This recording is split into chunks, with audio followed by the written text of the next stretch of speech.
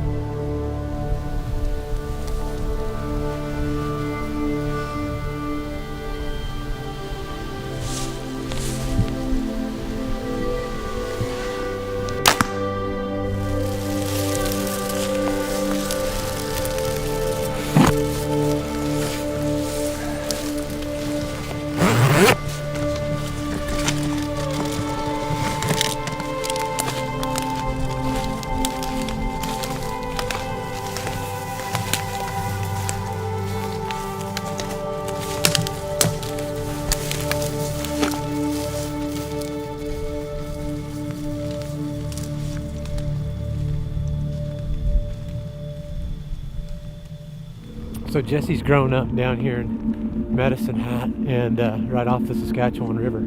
He's got a 12-foot jet boat that they buzz up and down the river, finding some of these big giant mule deer living in the breaks just off the river. So going to be quite an experience, I'm sure. I'm really excited. We've looked at some of this country. It's just amazing. And some of the deer, even more amazing. So it's going to be a great morning.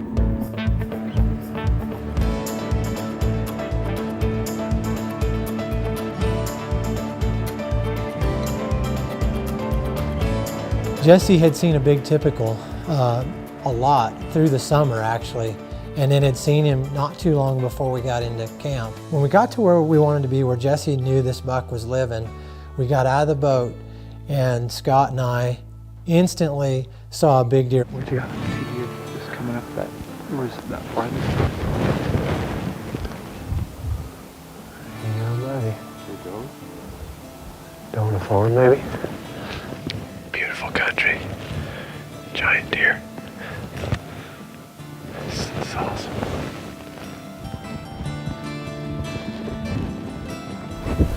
Another doe has just come over the rise up there in that saddle. Quite possibly the deer that he was with, the does that he was with. So it's going to be interesting here to see what plays out. The sky's still really kind of this dark blue because it's still dark, but day's breaking, and I saw some does coming up over the ridge, and Jesse said, that buck's gonna be with those does. He was with these does the other day, and sure enough, here comes this giant typical. Whoa, whoa, whoa, look at your big typical. Get him, Tyler, get him. That's him. Yep, that's him. He's coming right back to the same. You getting him, bud? If I could shoot that deer, that'd be the best typical deer I've ever killed with a bow. Super toad. It's a big deer. Really cool. We're just sitting here talking about deer. This is the buck that Jesse's been seeing up in here. And we're chit-chatting. And a few does walk over that knob up there, and then he follows. Looks like a pretty awesome deer. Ready? We better yet. I don't want to go before light. Oh yeah, you don't want to walk into him yet. But I think, yeah, like we could even hang out down here before dark or before light, then we can just decide, oh yeah, it's good enough to go. Sure. Where he was going, Jesse just didn't feel comfortable trying to get in on him at that particular time. Our wind was a little sketchy. That storm was just breaking. We had a lot of different wind variations and swirling. So what we did was we went back down to the boat. We got in the boat, we went up the river, and we got up on the other side of the river and climbed up to a high vantage point and started glassing to see if we could pick this deer up. You know, unfortunately, we didn't find this deer again.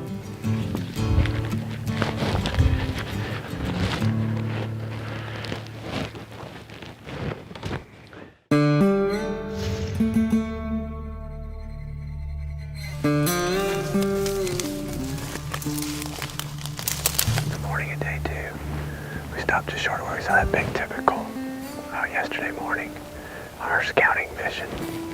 We're gonna jump back in the boat and head up in there. We watched a couple small bucks work their way up in there. We're thinking they might be following the big guy. So we've got a good wind. It's a beautiful morning. The storm has broke and the deer are on their feet.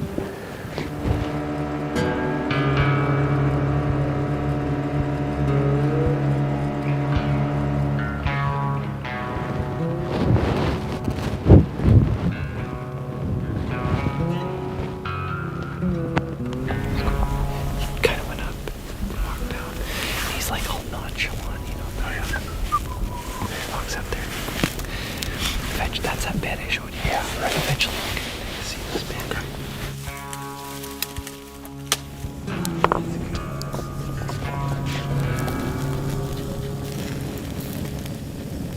After a quick lunch, we decided to hike back up into the breaks. The weather had changed and got a bit more stable with the winds, and so Jesse thought it'd be okay if we kind of penetrated those bedding areas just on the fringes to see if we could pick this deer up.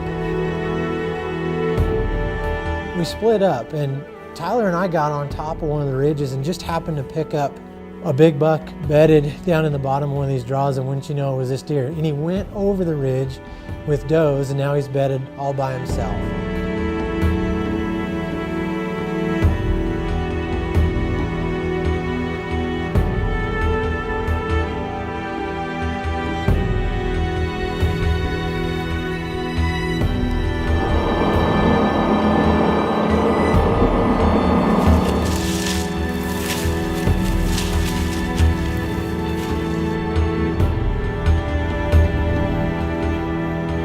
As I was making my approach, I realized I had a good shot to get to him on foot. The downside is he's bedded on a bench, tucked back in some brush, and really the only way I can see him is if he stands up. So as I'm pushing closer in on this deer, I know that just by the landmarks that I had gotten as I went off the top, I knew I was getting close, but I didn't know how close.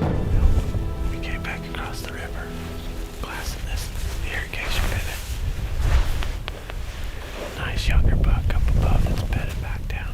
Some does just come in. We're kind of looking for that big buck we bumped earlier this afternoon, or potentially the big typical we saw yesterday morning.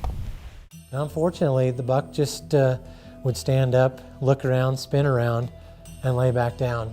Never really gave me any opportunities. So, back down the river, we're going to take a cruise, see if we can pick up a new buck along the breaks here on our way back in. So. Still a beautiful day, although we don't have a deer down. We're going to see some beautiful country, saw some big bucks, so looking forward to tomorrow. How many did you see? About a dozen. Really? Not all bucks, but... You see the big buck? No.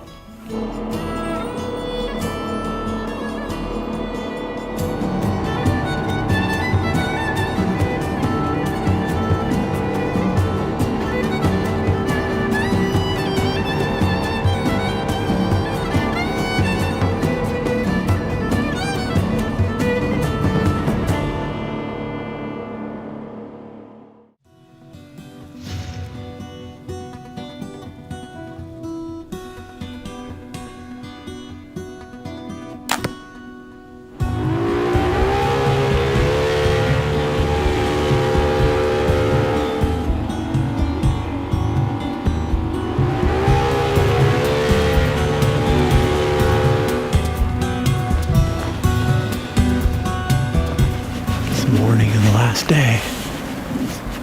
We're kind of splitting up right now, seeing if we can pick up some deer. Scott and I stayed here where we were yesterday morning. Jesse ran up the river a ways in the boat. Got a couple bucks over here chasing, acting really rowdy right now. Beautiful morning. We're gonna get back up in here, see if we can't pick up that big typical or that 180 buck that we bumped yesterday. Or we saw a big wide 3x4 down here last night going out. Maybe run into him too, so should be a good day. We're just gonna have to slide a little bit here, so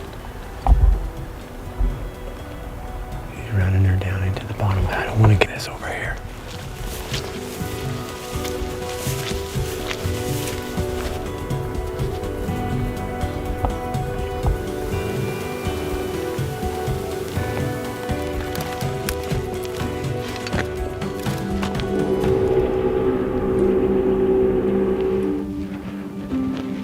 Well, we can loop around on him and we'll just work through that. There's that big wide one. Yeah. He could be up in there. Absolutely. Jesse's on the other side of the river, upriver, at a vantage point, and he watches the deer go all the way up and over the top. And as he does, he picks up a shed in his spotter from his spot that he's at over on the other side, and it's right below us. When I was on that point up there, that looks dark. And I'm watching the deer, and right above him I can see this. Right above his back. Really? Yeah, in the scope. When he's up on the hill? Yeah. Oh.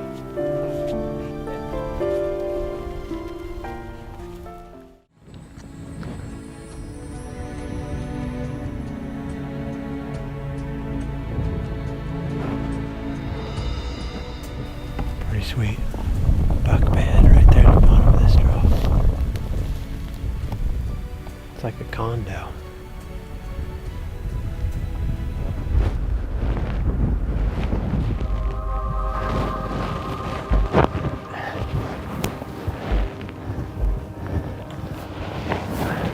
So if we come in kind of lower, Okay. and he's behind a sagebrush, like he's hidden good, but he's hidden us too good. Yeah. You know what I mean? Like, Picked him up back over here a little bit ago. Now I'm trying to make a game plan on how to get to it.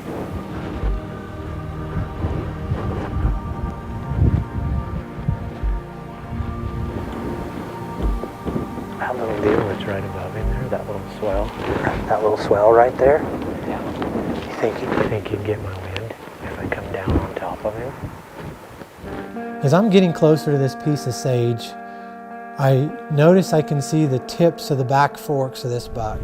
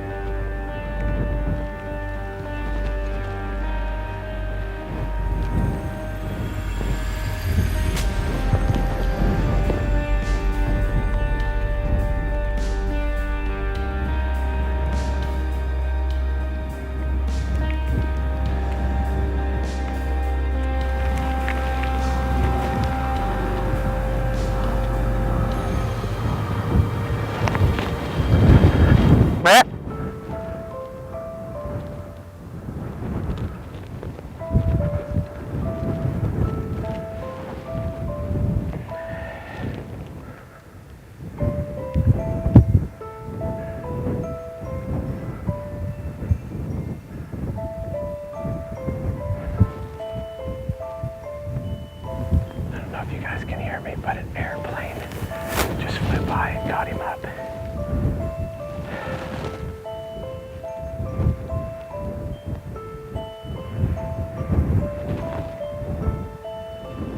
Last day, probably my last opportunity. Don't want to be a sourpuss, but dang it, that's about as good as it gets right there. Big muley. Son of a gun, all alone. He didn't act like he was hurt right there. No, he shouldn't have. Yeah, let's go find another one. Go get Scott and we'll float the river. Sorry. No. Say sorry to me.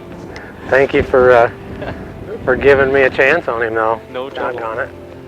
And I think that the plane spooked the buck, and as the plane spooked the buck and he jumped up and I'm moving my bow out at the same time, it was like this perfect storm of events that was not in my favor. And as he stood, our eyes just met. And at that point I knew I probably wasn't going to get a chance. Because he looked at me and I could tell by his mannerisms, his ears are flipping around, he's fairly tense. The wind had him on edge anyway, And then all of a sudden, here's me right above him. And it's just, you know, it just wasn't right. You know, I live by this hunting in open country. I always say if you can't see their eyes, there's no way that they can see you. And as close as I was, I knew what I could see. It was, I mean, everything was very visible to me and where I was at and how I was set up. I did know that I was on the verge of being too close. And I think when you hunt open country on bedded animals, you can be too close, and I was borderline too close. As I look back at the tape, he probably caught me moving my bow, and you know, I lose. But that's what I love about hunting. I say it all the time. You don't always get what you're chasing. You don't always hit what you're shooting at. And I have so much respect for these big mule deer. And I appreciate the opportunity that Jesse and Scott have given me to come up here and chase them. And I can't wait to come back next year, and Julie will be right by my side, and we're both going to give them heck. We'll have plenty of time to try to get it done. But until then, I can't wait to get back up here.